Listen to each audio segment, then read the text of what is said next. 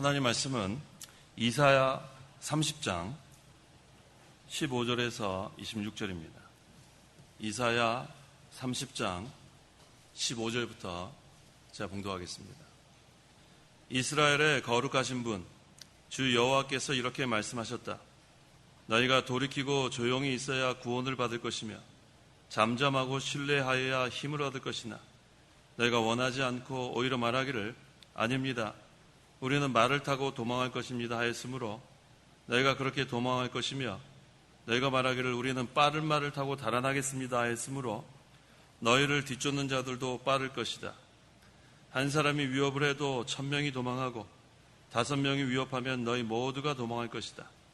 너희 남은 자가 산꼭대기에 깃대 같고 언덕 위에 깃발 같을 것이다. 그러나 여호와께서 너에게 은혜를 베풀려고 기다리시며 너에게 긍휼을 베풀기 위해 일어나신다. 이는 여호와께서 정의의 하나님이시기 때문이다. 그분을 기다리는 자는 모두 복이 있다.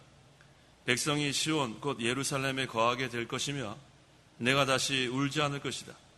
주께서 너의 부르짖는 소리에 내게 은혜를 베푸시고 그 소리를 들으실 때에 내게 응답하실 것이다.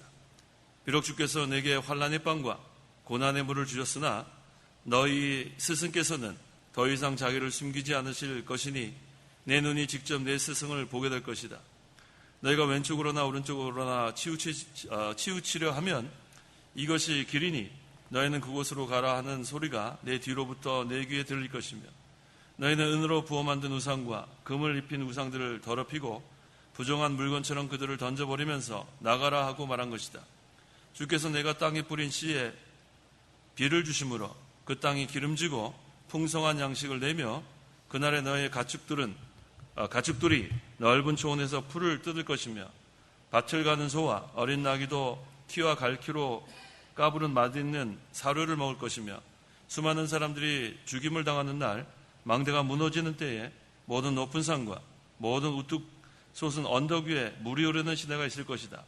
또한 여호와께서 자기 백성의 상처를 싸매시고 그가 때린 그 상처를 치료하시는 날에 달빛은 햇빛처럼 되고 햇빛은 7날의 빛과 같이 7배가 될 것이다. 26절까지 봉독했습니다. 15절 중반절에 너희가 회개하고 조용히 있어야 구원을 받을 것이며 잠잠하고 신뢰하여야 힘을 얻을 것이나 라고 했습니다. 이것은 역사적으로 유다 백성이 회개하고 하나님을 신뢰할 때에 하나님께서 그들을 구원해 주시고 힘을 주신다는 그런 말씀입니다. 오늘날 우리도 잘못한 것을 회개하고 하나님을 전적으로 신뢰할 때에 하나님께서 구원해 주시고 또 힘을 주십니다. 그러므로 이 시간 증거의 말씀의 제목은 하나님을 신뢰하라. 하나님을 신뢰하라 라는 제목으로 말씀을 증거하겠습니다. 15절 이스라엘의 거룩하신 분 주 여호와께서 이렇게 말씀하셨다. 너희가 회개하고 조용히 있어야 구원을 받을 것이며 잠잠하고 신뢰하여 힘을 얻을 것이나 너희가 원하지 않고 불신앙으로 나가던 자리에서 회개하고 하나님께 돌아오라는 것입니다. 성도는 인간의 생각으로 계계를 꾸미지 말고 술수를 쓰지 말고 세상 세력을 의지하지 말고 전적으로 하나님께 돌아와 하나님만 신뢰하고 하나님만 의지하라는 그런 말씀이에요. 조용히 있어야 구원을 받을 것이며 라고 했는데 여기서 조용이라는 그 히브리어 단어가 나하트예요. 이 나하트의 뜻은 평온, 안식 그런 뜻이에요. 평온 또는 안식. 그래서 조용히 있으라는 말은 믿음으로 하나님 안에서 안식을 누리라는 그런 뜻이에요. 조용히 있으라는 게 그냥 가만히 있으라는 게 아니라 믿음으로 하나님 안에서 안식을 누려라. 모든 것을 하나님께 맡기라는 뜻이에요. 모든 것을 하나님께 맡기고 하나님을 인하여 살 때에 우리는 안식을 누릴 수 있습니다. 그러려면 먼저 회개하고 하나님께 돌아와야 돼요. 회개하고 하나님께 돌아오면 이 안식, 그 세계를 우리가 누릴 수 있습니다. 그래서 성도는 인간의 생각으로 하면은 근심과 걱정이 많이 있지만 하나님께 모든 걸 맡기면 이 안식을 누릴 수 있습니다. 그러려면 어떻게 하는가? 하나님을 의뢰하고 그 다음에 말씀을 순종해 나가면 돼요. 하나님을 전적으로 의뢰하고 말씀을 순종해 나가면 거기에 능력이 있습니다. 하나님이 만능의 하나님이고 그 말씀이 능력이 있기 때문에 하나님을 전적으로 의뢰하고 말씀을 순종해 나가면 거기에 능력의 역사가 크게 일어납니다. 잠잠하고 신뢰하여야 힘을 얻을 것이니, 잠잠하고 하나님을 신뢰하면 힘이 있다는 거예요. 다른 데서 힘을 얻을 수 없습니다. 하나님 안에서 믿음으로 안식을 누리면서 그 다음에 하나님을 전적으로 신뢰하는 거예요. 그렇게 하면 하나님께서 우리에게 힘을 줍니다. 그런데 인간의 생각으로 하려면 마음이 복잡해요. 걱정, 근심이 들어옵니다. 그러면은 잠잠할 수 없어요. 마음이 불안합니다. 잠도 안 옵니다. 입맛도 없습니다. 그건 왜냐하면 인간의 생각으로 하면 그렇게 될 수밖에 없지만 하나님께 다 맡기는 거예요. 하나님께 맡기는 게 신뢰하는 겁니다. 다 맡기고 신뢰하면 그러면은 마음이 평온을 얻어요. 편안해집니다. 그럼 잠잠한 마음은 이제 영적 신앙에서 나오는 거예요. 그래서 하나님을 의지하고 신뢰하면 그 다음에는 구원해 주시고 힘을 주십니다. 그 시편 62편 1절 1절 오직 하나님께 내 영혼이 잠잠히 있으며 나의 구원이 그분에게서 나온다. 오직 하나님께 내 영혼이 잠잠히 있을 것이며, 자, 나의 구원이 그분에게서 나온다. 자, 자기가 무엇을 하려고 하면 마음이 복잡합니다. 하지만 하나님께 맡기고 나가면 그 다음에는 영혼이 잠잠히 있게 되는 거예요. 그때 나의 구원이 하나님께로부터 나온다. 그래서 우리는 어떻게 할까 이 생각 저 생각 할 거 없습니다. 우리는 인간의 수단과 방법 강구할 필요가 없어요. 그냥 하나님께 맡기는 거예요. 하나님께서 인도하시는 대로 그대로 맡기면 그게 바로 내 영혼이 잠잠히 있는 겁니다. 잠잠히 있다는 것은 아까 조용히 있다는 것은 뭐라고 했어요? 믿음으로 하나님 안에서 안식을 누리며 그 다음에 우리는 하나님께서 인도하신 대로 그대로 우리가 순종해 나가면 되는 거예요. 그 다음에 또 시편 62편 2절에는 오직 주께서 나의 반석이시고 나의 구원이시고 나의 요새이시니 내가 크게 흔들리지 아니할 것이다. 인간의 생각으로는 흔들릴 수밖에 없는 상황이 되어도 하나님께 모든 걸 맡기면, 하나님을 신뢰하면 하나님이 반석이시고 구원이시고 또 요새이기 때문에 크게 흔들리지 않는다고 했어요. 이게 바로 하나님을 신뢰하는 생활입니다. 하나님만이 나의 반석, 나의 구원, 나의 요새라고 했어요. 따라해 보세요. 하나님만이 나의 반석, 나의 구원, 나의 요새시다. 이게 하나님 신뢰하는 거예요. 하나님이 나의 반석, 나의 구원, 나의 요새시다. 그러면 흔들리지 않습니다. 그래서 우리가 흔들리지 않는 방법은 이거밖에 없어요. 하나님이 나의 반석이시다, 나의 구원이시다, 나의 요새시다. 이게 바로 하나님 신뢰하는 겁니다. 16절, 17절.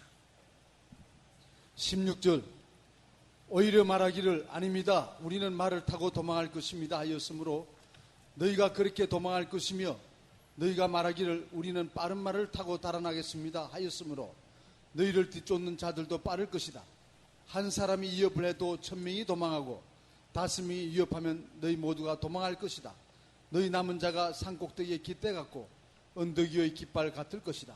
자, 유다 백성이 환난 때에 선지자가 전해주는 하나님의 말씀을 잘 순종하고 조용히 있었어야 돼요. 잠잠히 하나님을 신뢰해야 되는데 역사적으로 보면 이 유다 백성들이 그렇게 못했어요. 그것을 원하지 않고 인간의 방법으로 환난을 피하려고 했습니다. 말을 타고 도망가려고 했는데 하나님께서 주신 땅을 떠나는 거예요. 도망하면 안 돼요. 예루살렘을 떠나면 안 돼요. 환난 때 그 예루살렘 그때 막 죽이려고 하는 그러한 곳인데 거기서 제자들에게 떠나지 말라고 했어요. 떠나지 말고 기도하라고 했는데 그 기도 생활을 하지 않고 떠나게 되면 문제가 생기는 거예요. 빠른 말을 타고 도망한다 그랬는데 뒤쫓는 자들이 더 빨리 쫓아가서 잡게 돼 있어요. 인간의 방법은 이와 같습니다. 도망하지 말고 머무르는 것. 한 사람이 위협을 해도 1000명이 도망하게 되고 5명이 위협하면 모두 도망하게 되고 도망하면 안 돼요. 예루살렘에 머물러라. 그곳에서 기도하라 하면 그 자기 자리를 잘 지켜서 기도하고 또 머물면 그럼 하나님의 역사가 있습니다. 하나님께서 징계할 때에는 그 자리를 잘 지켜야 돼요. 징계할 때 자리를 잘 지키고 회개할 바를 회개하고 하나님을 전적으로 신뢰하면 그 기간은 10일 환란이에요. 10일 환란.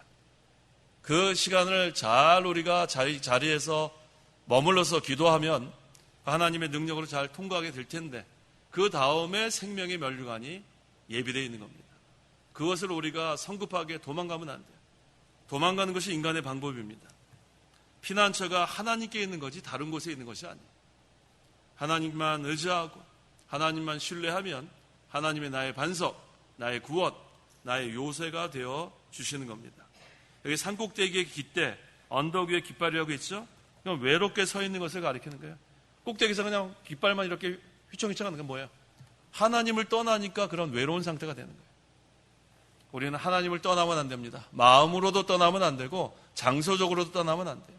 자기 자리를 잘 지키고 하나님만 전적으로 신뢰하고 의지하면 하나님이 함께해 주십니다. 18절 19절 18절 그러나 여호와께서 너희에게 은혜를 베풀려고 기다리시며 너희에게 긍휼을 베풀기 위해 일어나신다.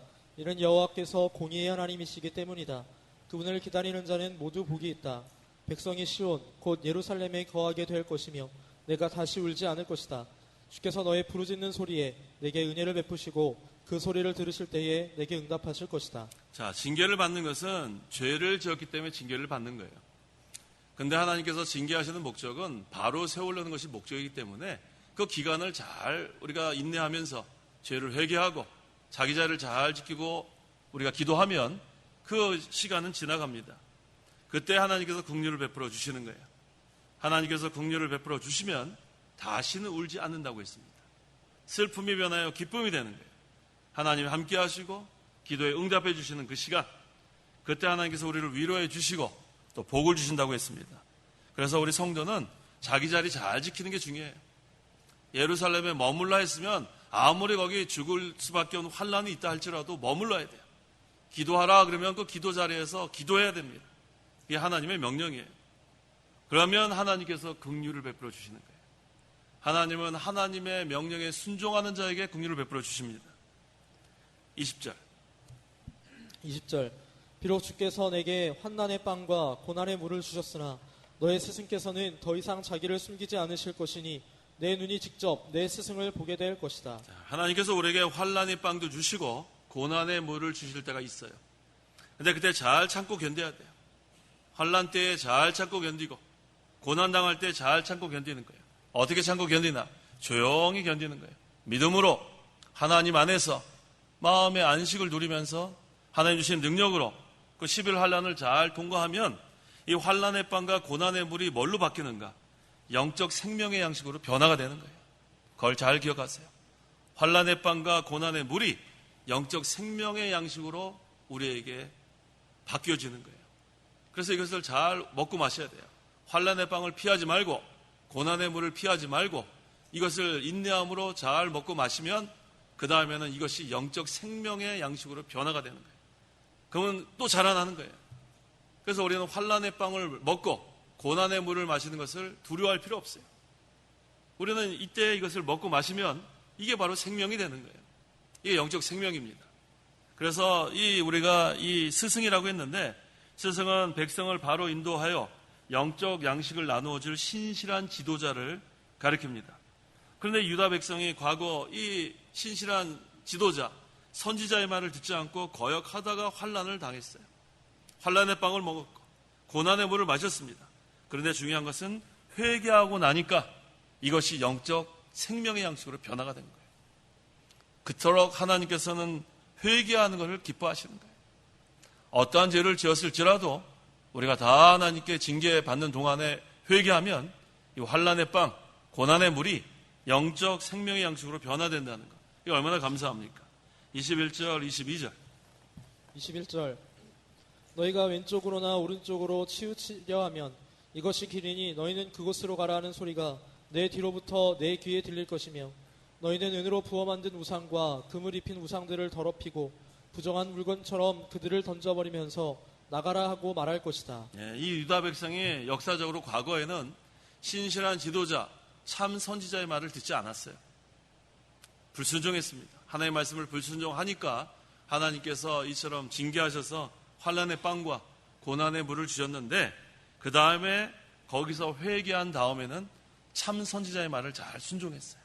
그게 복이에요. 이전에는 불순종하던 자들이 이제는 환난을 당하고 고난을 당하니까 이제는 하나님께 바로 쓴 거, 이게 얼마나 감사한지 몰라요.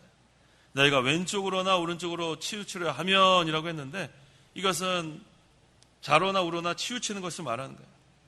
이것은 더하기도 하고 빼기도 하고 하나님의 말씀에 가감하는 걸 말합니다. 거기 우리 여호수아 1장 7절에 오직 강하고 극히 담대하여 내 종 모세가 내게 명령한 모든 율법을 지켜 행하고 자로나 우로나 말씀에서 떠나지 마라. 그리하면 내가 어디로 가든지 형통할 것이다. 이게 하나님의 명령이에요. 자로 가도 안 되고 우로 가도 안 됩니다. 하나님 말씀에서 떠나면 안 되는 거예요. 말씀의 자리에서 떠나면 안 됩니다. 그곳에 머물면 내가 어디로 가든지 형통할 것이다. 이게 하나님의 명령이에요. 또 한 가지 요한계시록 22장 18절 19절 18절 나는 이 책의 예언의 말씀을 듣는 모든에게 증언한다. 누구든지 이것에 무엇을 더하면 하나님께서 이 책에 기록된 재앙들을 그에게 더하실 것이고 만일 누구든지 이 예언의 책의 말씀들에서 삭제하면 하나님께서 이 책에 기록되어 있는 생명나무와 거룩한 성에 참여할 그의 몫을 없애버리실 것이다. 우리는 자로나 우로나 치우쳐도 안 되고 하나님 말씀에 더해도 안 되고 빼도 안 돼요. 그걸 우리가 잘 기억하세요. 이 진리의 말씀은 과거나 지금이나 변함이 없어요. 앞으로도 변하면 안 됩니다. 시대가 변한다고 해서 그 시대에 맞춰가면 안 돼요.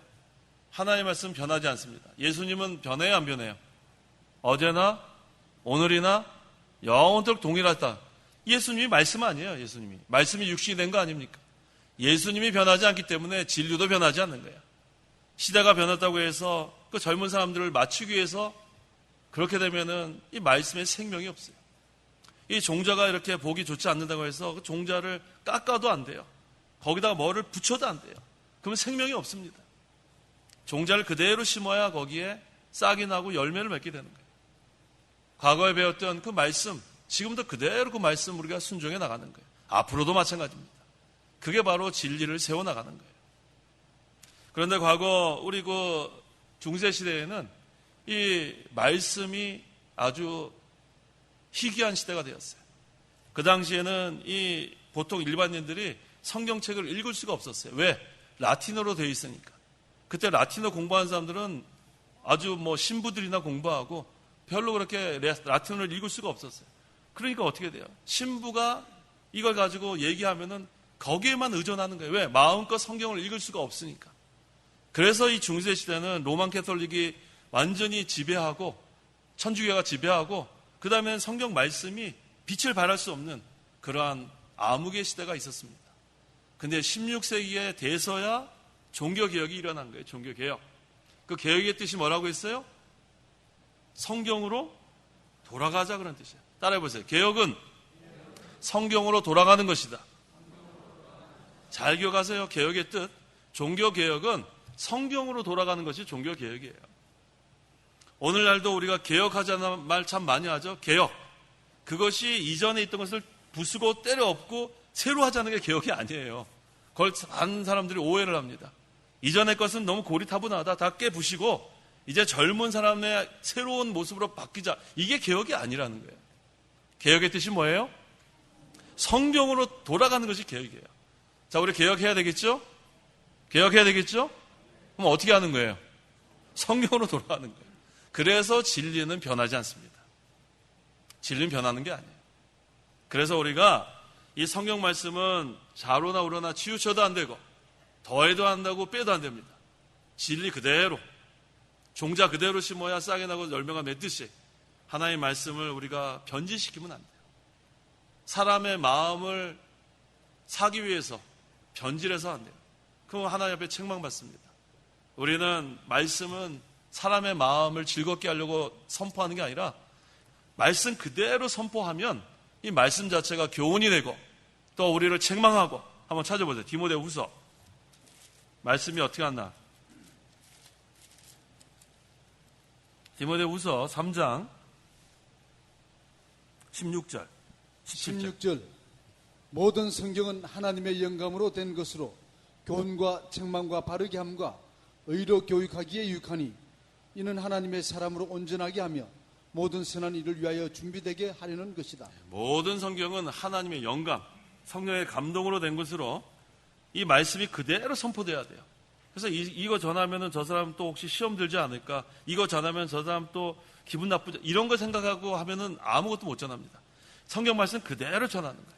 그대로 전하면 그것이 어떤 사람에게는 교훈이 되고 어떤 사람에게는 책망이 되고 또 어떤 사람에게는 바르게 하고 어떤 사람에게는 의로 교육하는 거예요. 말씀 그대로 선포하는 거예요. 그렇게 되면 어떻게 되는가? 하나님의 사람으로 온전하게 되는데 유익한다. 이게 바로 하나님의 말씀이에요. 그래서 우리가 이 말씀 가감하면 안 됩니다. 젊은 사람들 좀 이렇게 마음을 사기 위해서 여러 가지 수단과 방법으로 말씀을 변질시키면 안 돼요. 말씀은 그대로 선포하고 그대로 순종해 나가면 거기에 생명이 있습니다. 그 다음에 여기 내 뒤로부터 내 귀에 들릴 것이며 라고 했는데 이것은 세상을 향한 자의 뒤에서 말해주는 거예요. 자, 우리 요한계시록 1장 10절.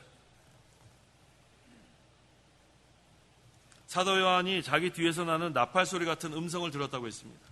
10절. 내가 주님의 날에 성령의 감동을 받고 내 뒤에서 나는 나팔 소리 같은 큰 소리를 들었는데 이 음성을 들어야 돼요. 다른 사람은 듣지 못한 음성을 사도 요한이 들었다는 거예요. 예수님의 환난과 하나님 나라에 동참하기 위해서 반모섬까지 귀양 갔던 그 사도 요한에게 이 성령의 감동으로 나팔 소리 같은 음성이 들린 거예요. 이게 주님의 음성이에요. 주의 음성을 내가 듣나니 사랑하는 말일세. 하나님 나라를 위해서 애쓰는 사람에게 주님의 음성이 들리는 거예요. 이 육신의 귀로 들리는 게 아니에요. 은혜를 받는다는 뜻이에요. 은혜를 받는다. 말씀이 선포될 때 은혜를 받고 말씀을 읽을 때 은혜를 받고 말씀을 순종할 때 은혜를 받고 이게 바로 주의 음성입니다. 나팔 소리만큼 크게 감동되었다는 것은 사도 요한이 그 마음속에 영적 하나님 나라가 이루어졌다는 거예요. 세상에 복잡한 게 다 없어져야 돼요. 바람도 지나가고 지진도 지나가고 불도 지나가고 그 다음에 어떤 소리가 들려요? 세미한 소리가 들리는 거예요. 복잡하면 들을 수 없습니다. 마음이 뒤숭숭하면 들을 수 없어요. 우리 심령의 영적 하나님 나라가 이루어져야 주의 음성을 듣는 겁니다. 그게 바로 성령의 감동이에요.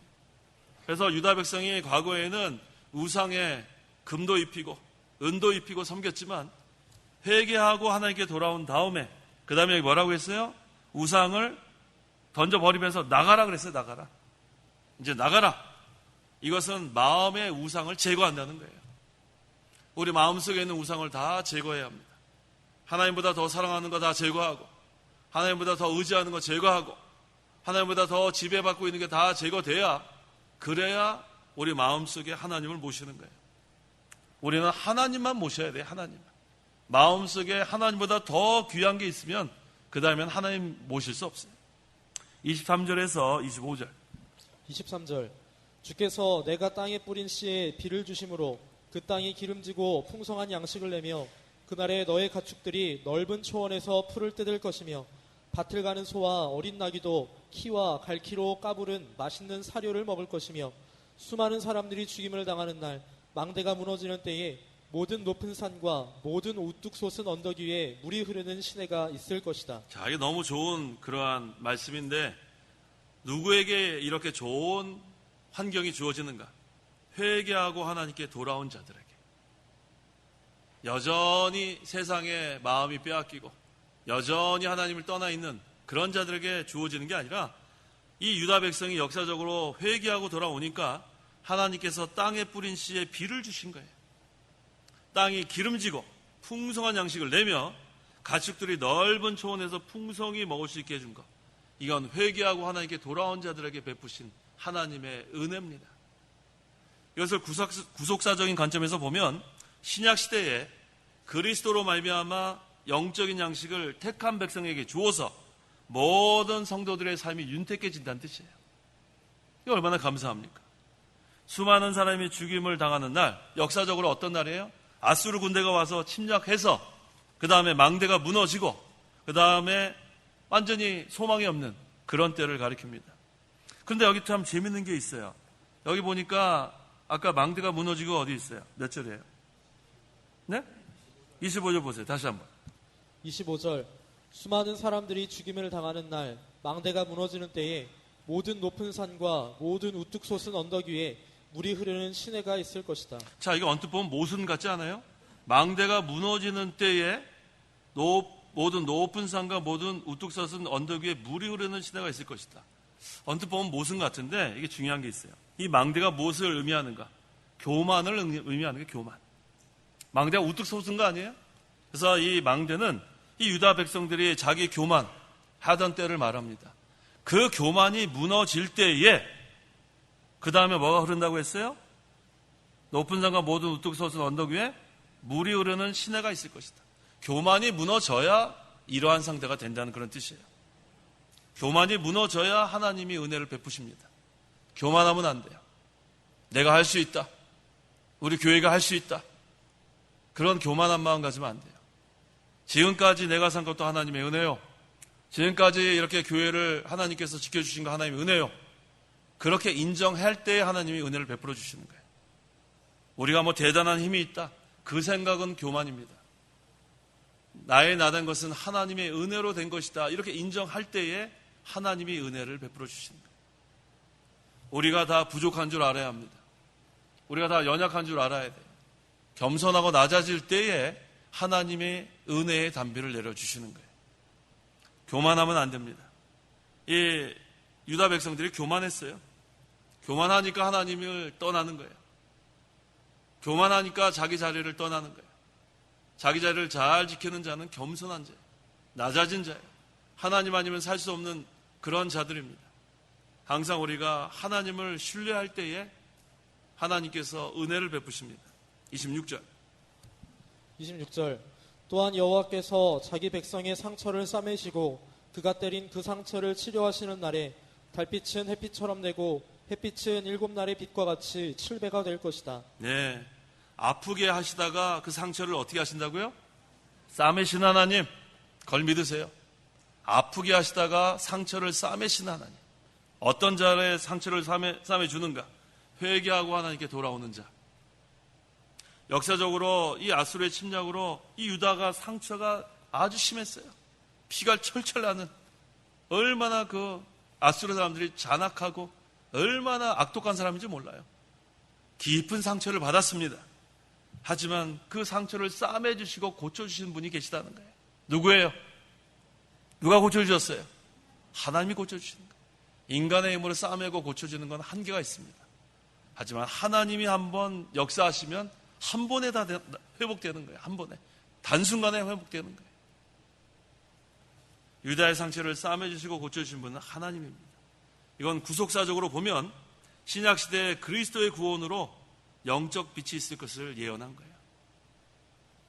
죽은 자들, 암흑에 있는 자들에게 생명의 빛이 비춰져가지고 영적으로 죽었던 자들이 살아나고 영적 맹인이 눈을 보게 되고 영적 귀머거리가 듣게 되고 영적 벙어리가 말을 하게 되는 거예요. 고쳐주시는 분은 하나님이신 걸 우리가 알아야 돼요. 치료해 주시는 분은 하나님밖에 없어요.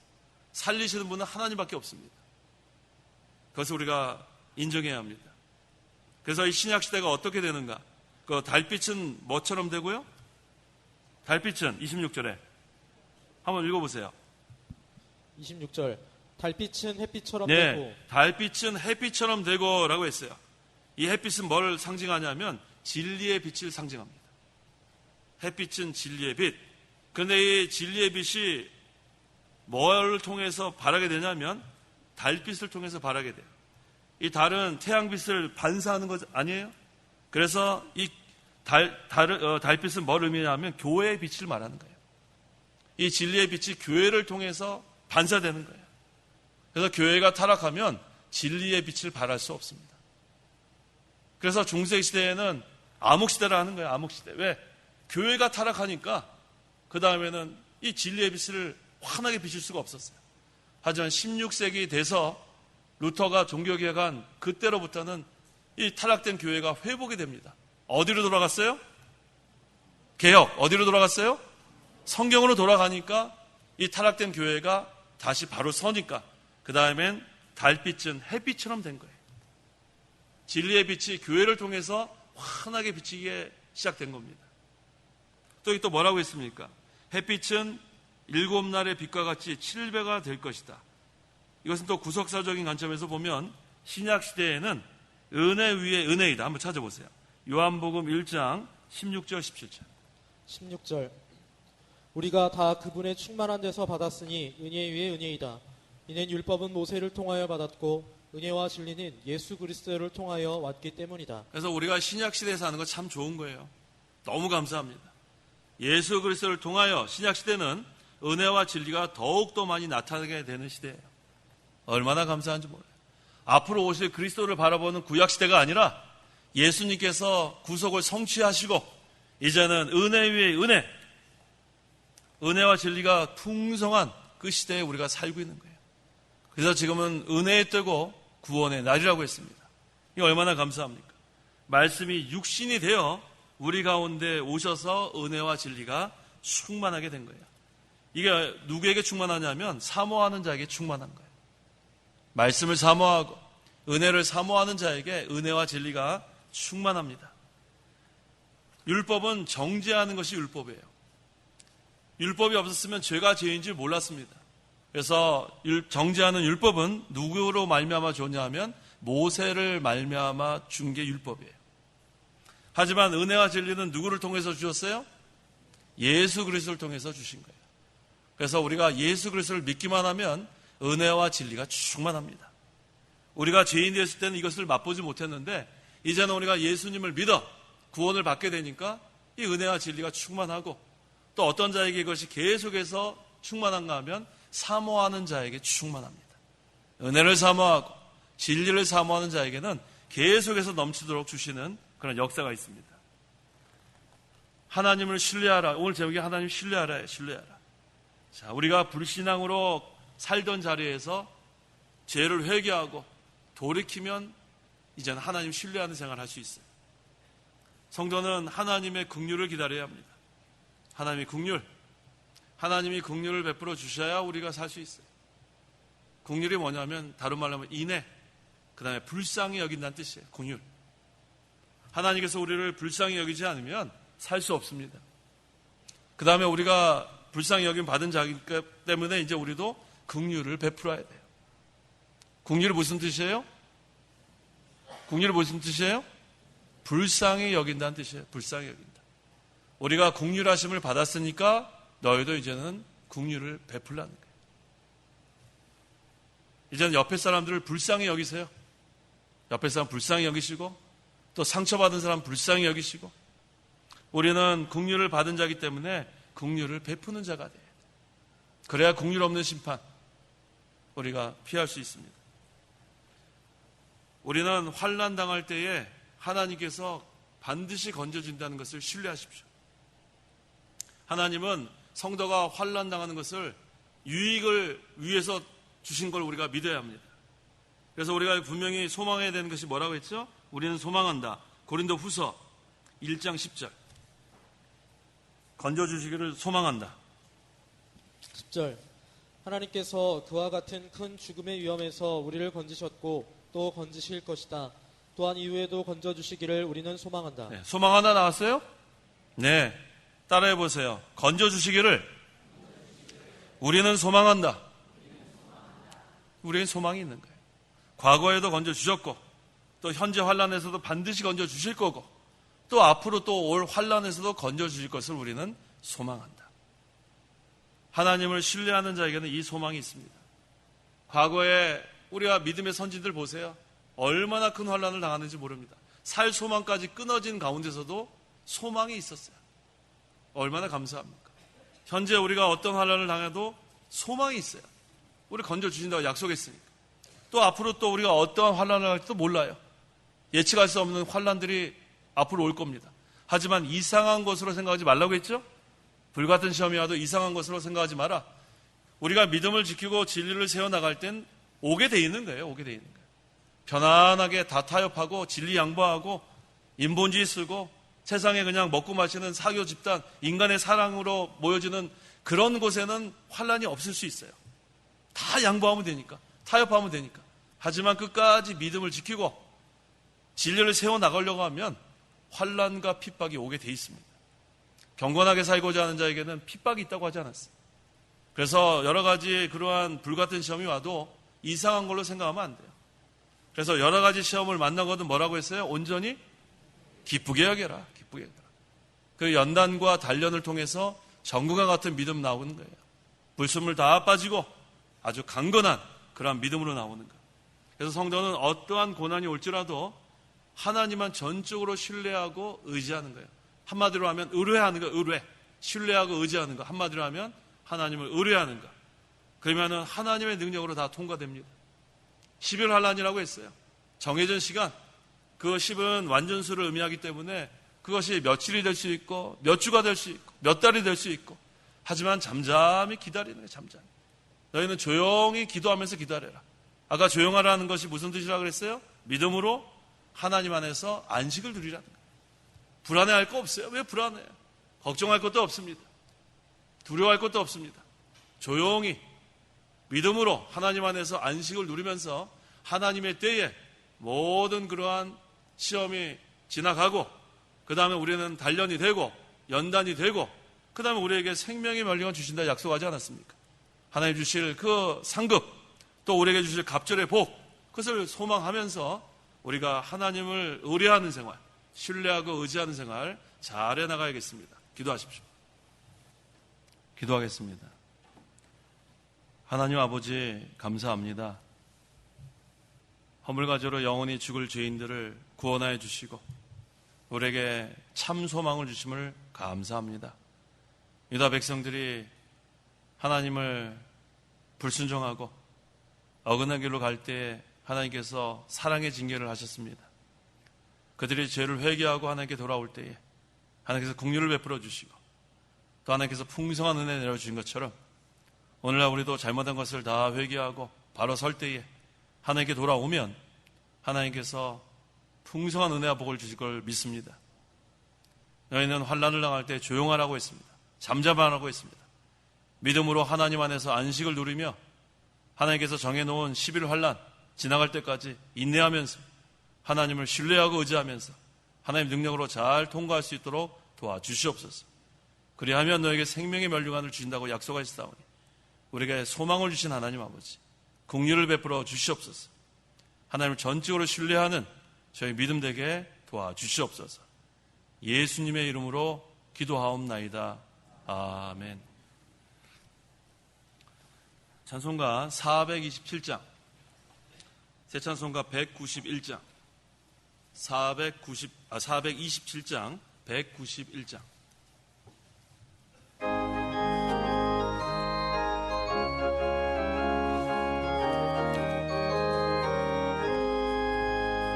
내가 매일 때에 주의 길을 가니 주의 팔이 나를 안보하미요. 내가 주의 큰 복을 받는 참된 비결은 주의 영이 함께하니라. 성령이 계시네.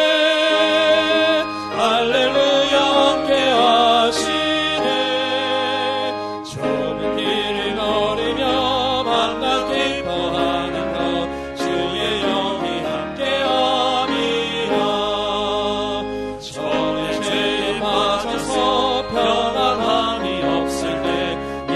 십자가의 공로 힘입어 그 발 아래 엎드려 참된 평화